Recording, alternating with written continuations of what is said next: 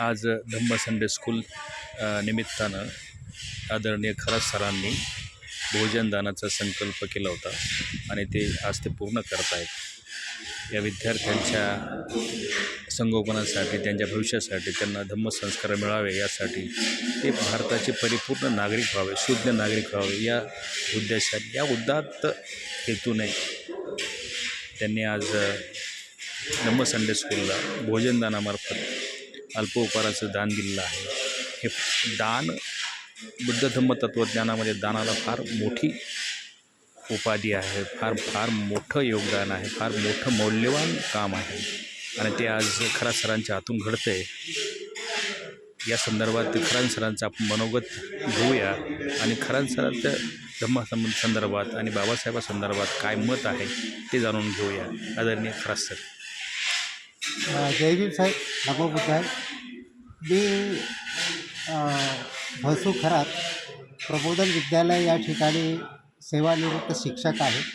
या ठिकाणी माझी 37 वर्ष नोकरी गेली आणि मी मान्यवर साहेब कांशीरामजी यांच्या आदेशानुसार गुरु रविदास सत्यशोधक समाज या चळवळीचा, या मिशनचा मी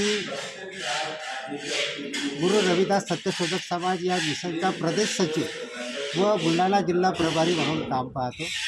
आम्ही पूर्वीपासूनच या विचारधारेचा मी पाईक आहे, फुलेशाहू आंबेडकरी विचाराचा पाईक आहे। मान्यवर साहेब कांशीरामजींच्या चळवळीत पहिल्यापासून काम करतो, शेवटपर्यंत त्या चळवळीत काम करणारा आहे असा मनोगतसुद्धा मी व्यक्त केलेला आहे।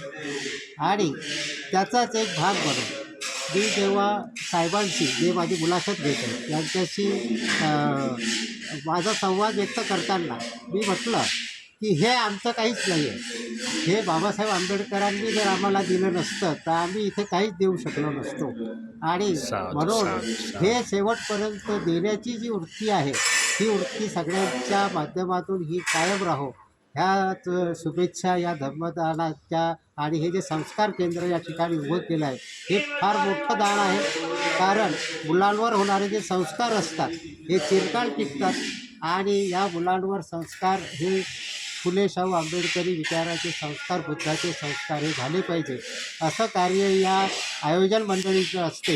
हे फार मोठं कार्य आहे, हे कार्य असंच सतत चालत राहो अशा मी शुभेच्छा व्यक्त करतो आणि या ठिकाणी थांबतो। साधू साधू साधू साधू।